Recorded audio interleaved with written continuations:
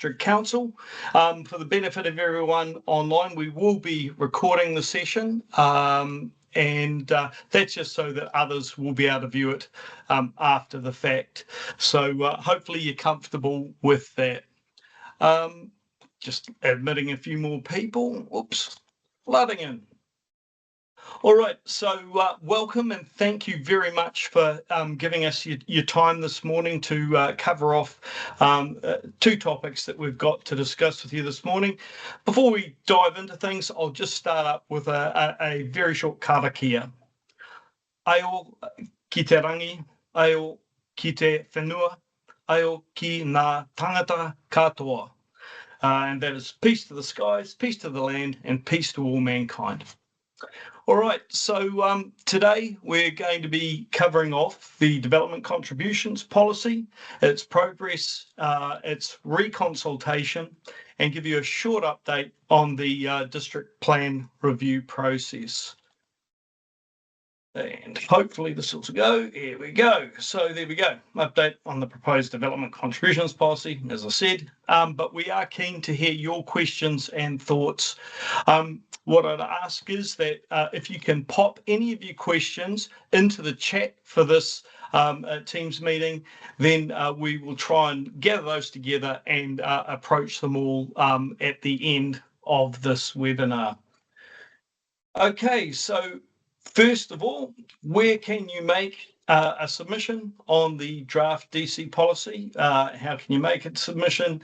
Just dive into the Kaipara District Council website and you can see there on the left-hand side of the page, submissions open for Development Contributions Policy. So keen to have you say, and we hope that the process works well for you. Now, I'll just introduce our speakers for today. We've got my colleague, Nina, who's a policy analyst along with me, and my boss, Catherine, who will be taking you through a whole heap of the content this morning. But right now, I'll just pass over to Nina. Before I do that, I had a couple extra points I'm supposed to cover off. I meant to tell you that with regards to our consulting the policy again, that there has been a move into looking at all of the all of the submissions that came with the last period of consultation, and that was deliberated by council over a really extended period. They spent about two separate lengthy sessions going through everyone's submissions and giving thought to the appropriate approach to that. Yeah, I think this reconsultation period really reflects the seriousness with which they want to make sure that this DC policy is done correctly. For the period of the webinar, please keep your microphones off if you can, just to make sure that everyone has a easy audio experience. All right, thanks very much, and I will this time hand it over to Nina. Thank you. Michael, kia ora koutou. So just following on, we'll move into the next slide.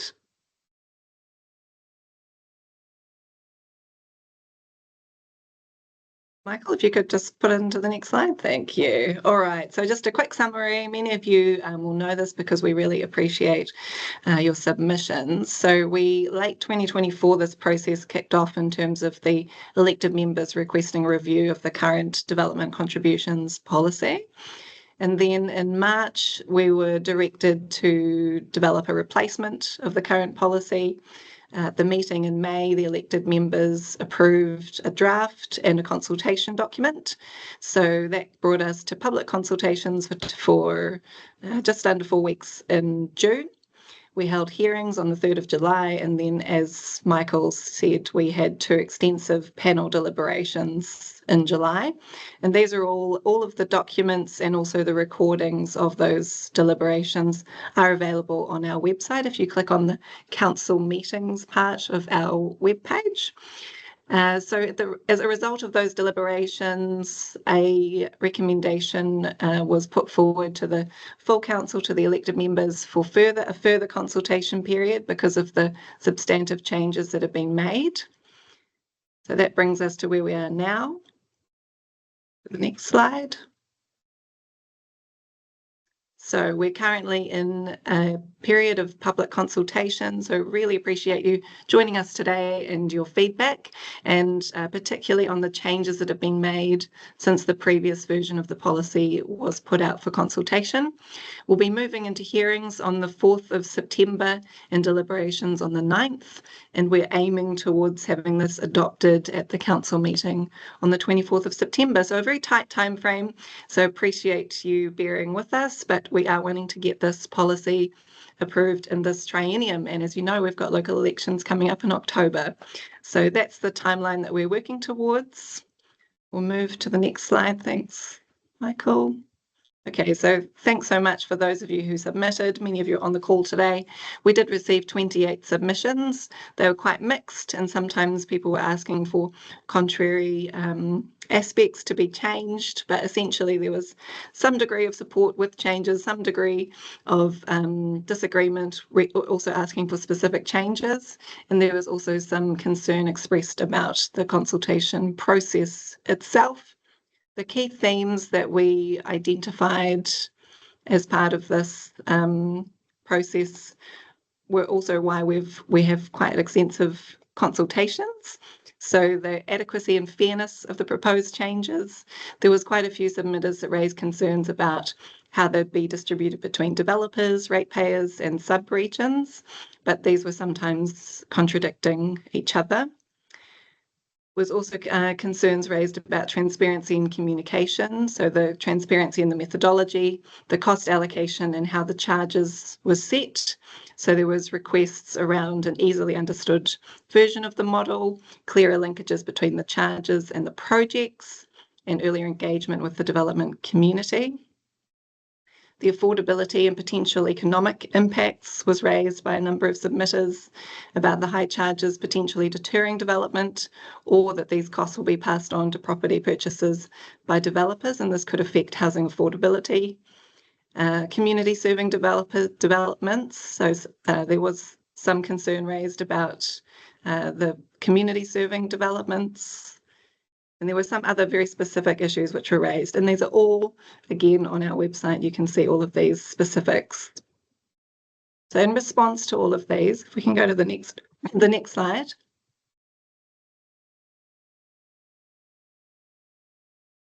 So to respond to these concerns, particularly around the transparency of it and the linkages between the projects and the model, the methodology that underlies it, there's been a huge review. So we've gone through all of the projects in the schedule of the policy. We've gone through all of those aspects in a great deal of detail, and also with the elected members as well. So you can see, I think there's 5 hours of recordings, but essentially really gone through, looked at each of the projects and looked at those in the context of this policy. And also there is some movement happening legislatively. For example, the local water's done well. So we've joined with other councils to form a CCO in the waters space. So our team, the waters team, have been working very hard to develop the project list and the assets list and how that connects into that space.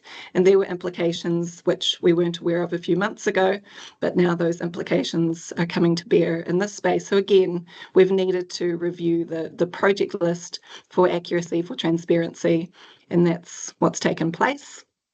So these are the results of that the charges, because of the review of the project list, the charges have changed, and they have changed notably. They've increased in 3 areas and they've decreased in others, but because of that, we are coming back for consultation. Thanks very much. I'll pass to Catherine now. Morena tātou, everybody. I'm Catherine Overwater, the Policy and Planning Manager here at KDC, and really excited to be here today to talk to you guys about the work that we're doing on the DC policy. Thanks, Nina and Michael, for your great introduction.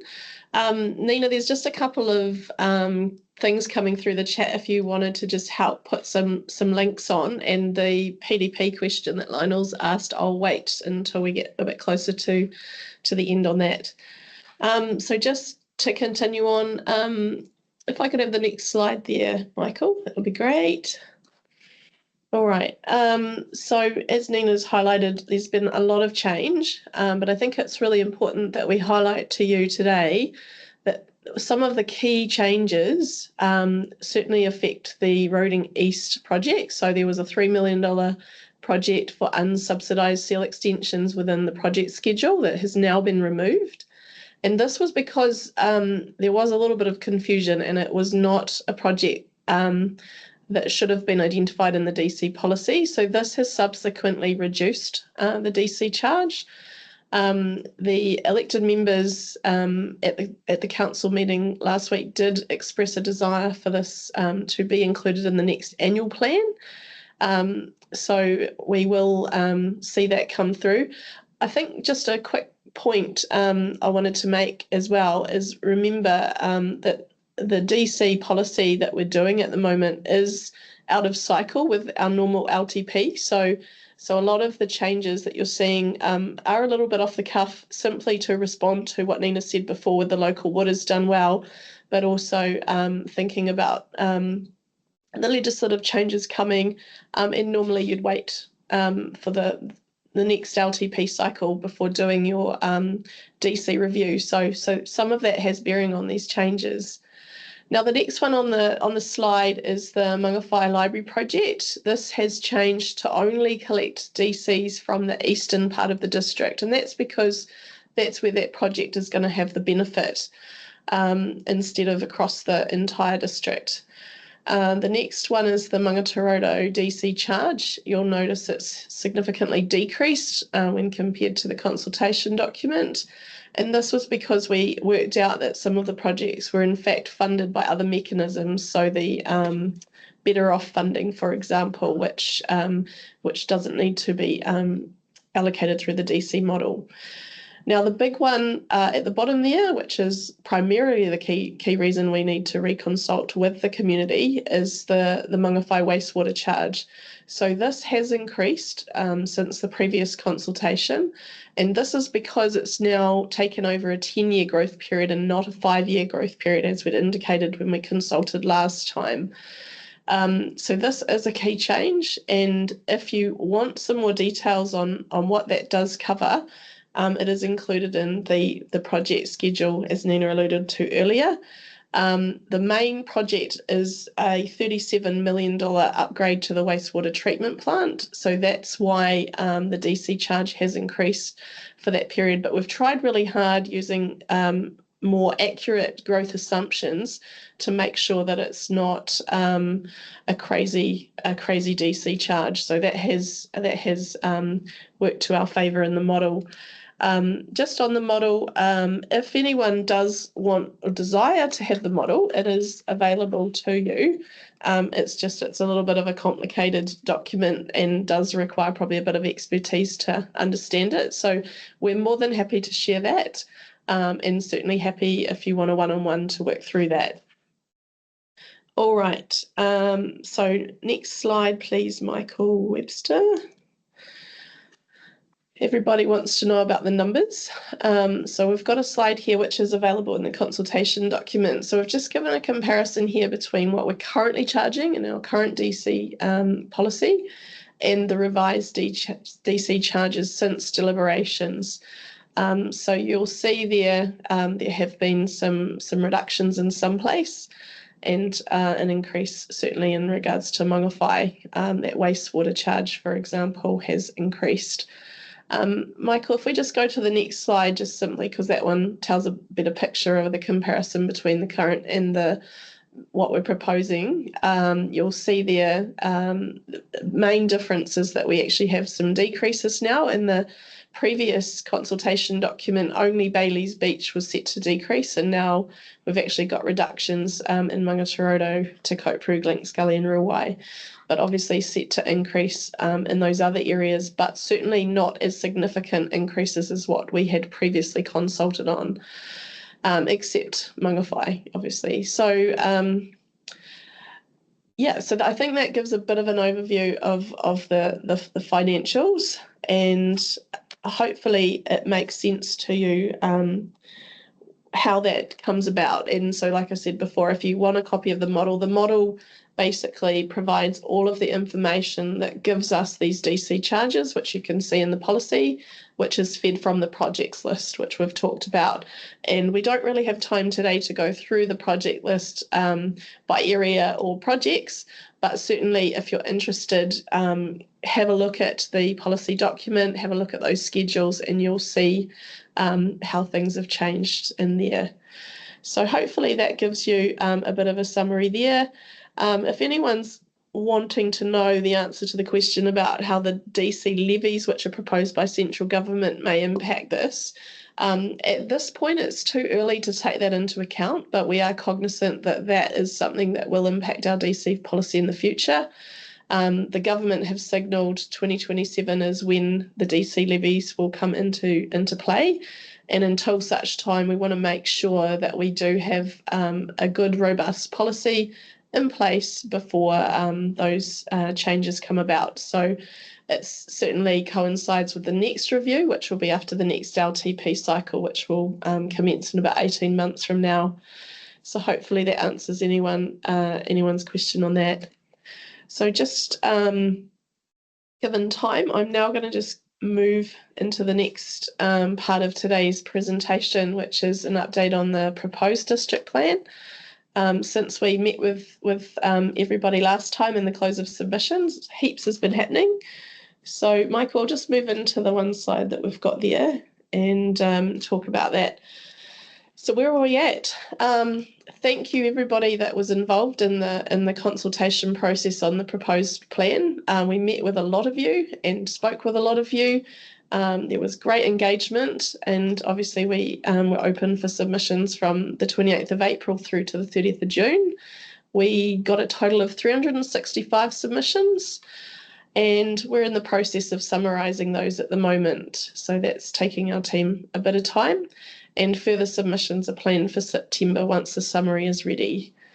Now, you're probably all wondering why our opening hearing commences next week. And the simple answer to that is the government's changes on the RMA amendments, which came into force yesterday, and have said that councils that have not commenced their hearings within 5 days of that legislation will then need to apply for an exemption within 90 days of the legislation.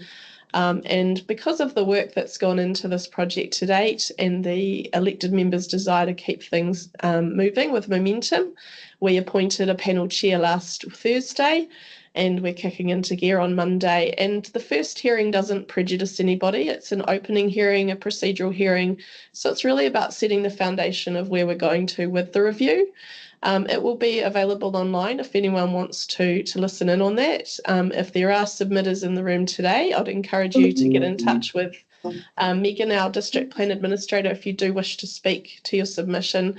And that's really just to set the scene. It's not to cover anything substantive. So just remember the substantive hearings will happen much later, and we're planning for that to happen after October, and that's simply because we still need to appoint the rest of our panel after the elections when our new council comes into play.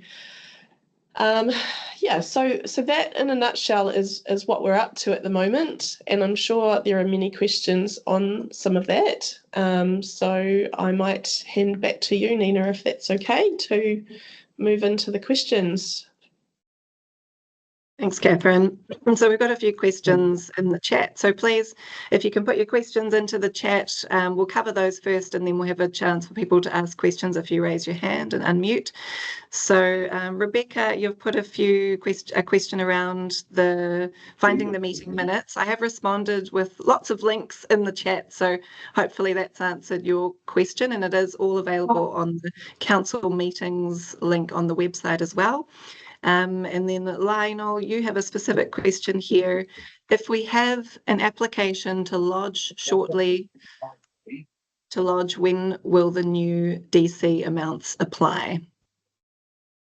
It's a really good question, Lionel, and I guess it predominantly depends on the plan is to get the final policy approved by council in September. So the last council meeting is at the end of September, but that will not be the date that the policy will apply from. So I can imagine that we'll need a bit of time between the policy actually getting approved by council and the actual adoption. So I'm imagining it will be at the end of this year, but if you watch for the council meeting at the end of the month, you'll know for certain what that date is. And if you are working on lodging applications, probably a good date to work to would be trying to get them in before sort of October, at some point in October. I imagine it will probably be a fixed date like 31st of October, for example, but we haven't actually locked that in yet. Thanks, Catherine. We've got a question here from Karen. How dependent is the DC policy on the outcome of the proposed plan in terms of future demand for infrastructure? It's a really good question, Karen. At the moment, the DC policy has turned its mind to some of the PDP, but mostly in respect to the private plan changes that have already been approved and made operative in the district plan. And that's simply because we have surety that those developments are going to happen.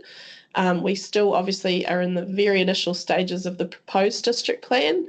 And so the DC policy can't really account for all the new zoning in there until it's more cemented through our decisions process. So we've looked at it, we've turned our mind to the private plan change areas predominantly, and obviously with a view that infrastructure will be needed in those areas, but we have flagged that for the next review, because by that time we'll have certainty through decisions on the proposed district plan, what the zoning is going to look like, and to make sure that we're linking up. But of course, just to reassure you, there's some conversations happening across council to make sure that infrastructure does meet the demands placed through the PDP. So it's just that timing issue between getting the PDP to a state that has effect versus being proposed, which it is at the moment.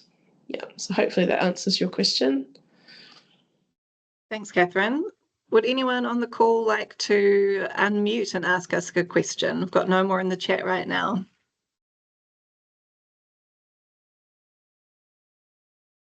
Don't be shy, we don't bite. I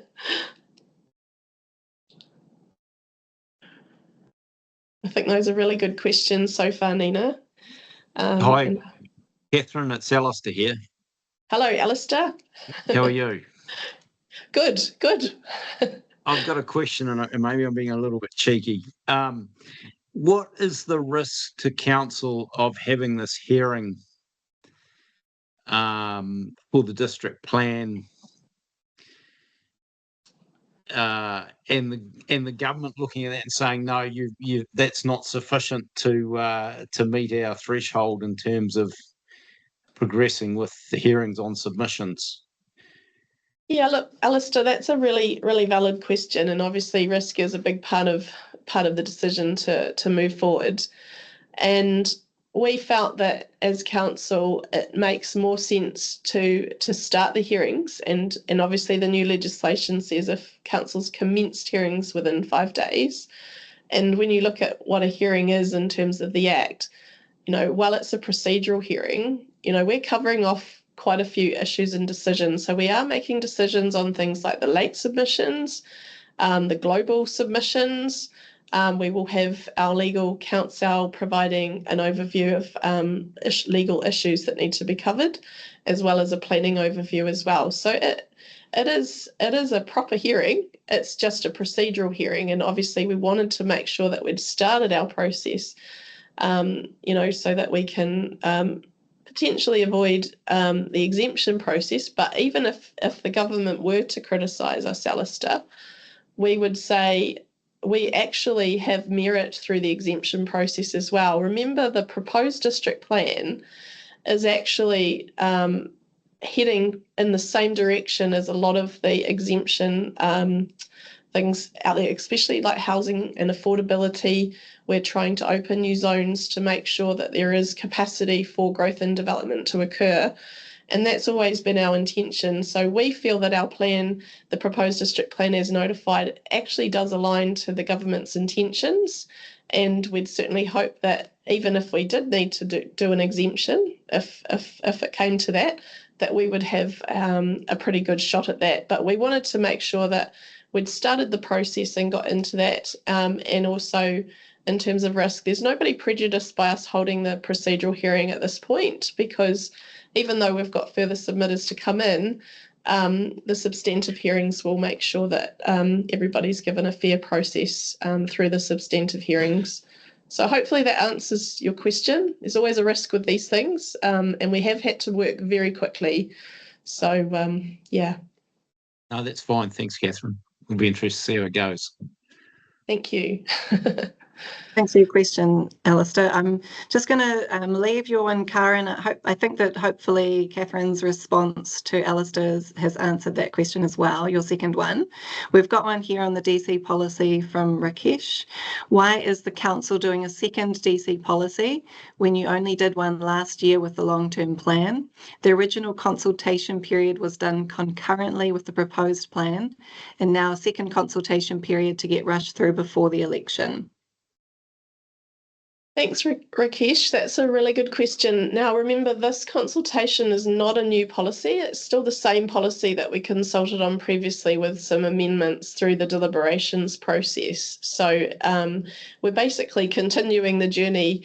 And the simple answer to why we're doing it, so yes, we did do a DC policy review last year after the LTP round. The elected members were not happy with that, and they directed our staff to do another review and to do it before the triennium was completed. So, and it was really to make sure that we've got a really good policy, a readable policy, and to sort of tidy up some of the issues that were evident, which you can see in our findings report that we did when we started this review.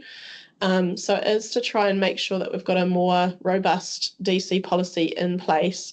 And the fact that it coincides with the proposed district plan is just coincidental, really. It's just the timing of all of these things evolving at the same time. And because our team are the policy and planning team, we've obviously used this opportunity to talk about both. But normally, an LTP happens every 3 years, and after that, it's normal for councils to do their DC. So as I said before in the presentation, council are doing it out of cycle, and we will need to do another review within about 18 months anyway, which will effectively have to start as soon as we've almost finished this one. So it's just the nature of council, and we work with what the elected members choose to do. Thanks, Catherine. Got a question here from James. Do you intend to review the DC policy each year, or is it happening 1 year later, a one-off? No, so I think the answer to that I just gave before, which is that generally the DC policy is reviewed after the LTP cycle, although council can review the policy at any time, which is obviously why we're doing a non-statutory review at the moment. So if the new council in October decided that they would like to review it again, certainly we would need to do it again. So it could happen as quickly as a year, but I'm imagining more likely it'll be after the next LTP review. Thanks, Catherine. We've got another one here from Karen. Why is the council persisting with reserve contributions as well as DCs rather than a parks DC? Yeah, Karen, that's a really good question. And obviously we've just reviewed the reserve contribution policy as well. And our GM for finance, Sue was leading that work. Because the reserve contributions are dealt with as financial contributions, which are in the district plan, I guess council feel that that's a more appropriate way to collect reserve contributions than through the DC policy. So you'll see that we don't put as much effort, well, not effort, but emphasis on that in the DC policy as we've proposed it here. But certainly if you've got any key points on that, happy for you to provide that through a submission. Catherine, we've got a question here from Rakesh. Can you explain the huge increases in Dargaville and Kaiwaka? Yeah, Rakesh, look, I don't believe that they're huge increases. I think that they are reflective of the projects that need to happen in those communities. So Dargaville's obviously growing, as is Kaiwaka. While they are increases, these aren't uncommon, amounts for DC charges to be collected. Like I said before, it all stems from the projects list. So if you want to understand why those charges are what they are, the projects list does set out what projects are happening for that area. Some of those are quite expensive projects which need to be funded through the DC policy, and so that reflects the DC charge that you're seeing there. But I guess my take on it, looking at what other councils do to make sure that KDC are not doing anything drastic, is that they are about normal for areas that are experiencing some growth, which we are. Thanks, Catherine. We've got no more questions in the chat. Would anyone from the floor like to be brave and ask us a question?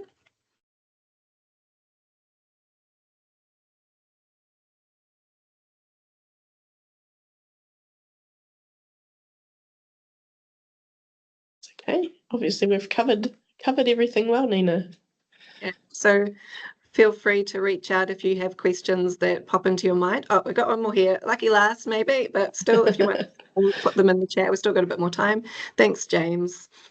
Okay, great question. Is there any more detail on how the Mangawhai wastewater is taking a 10-year view instead of 5-year view, increases the DC per Hui now? Per household unit equivalent. Sorry, let's not use acronyms. Surely, if taken over a longer view, an increased number of units would offset.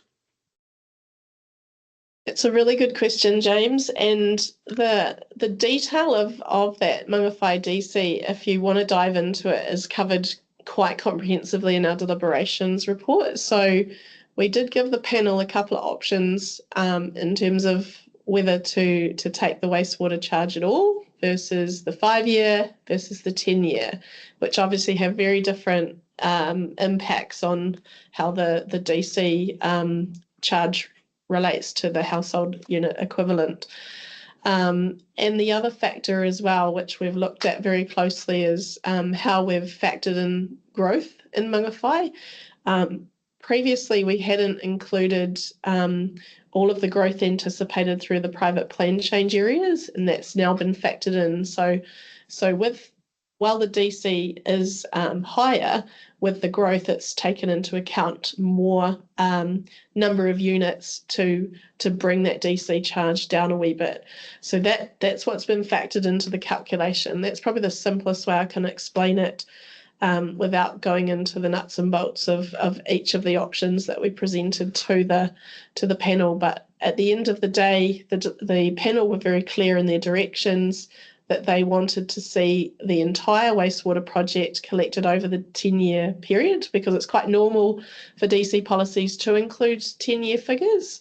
But however, we had used a 5-year cutoff, and that was simply because we knew we'd be reviewing the DC policy sooner rather than later. But for that particular project, the panel were clear with staff that they wanted to use the 10-year, and because of that, we had indicated that we would require reconsultation with the public to make sure everyone was across that. So hopefully that's clear.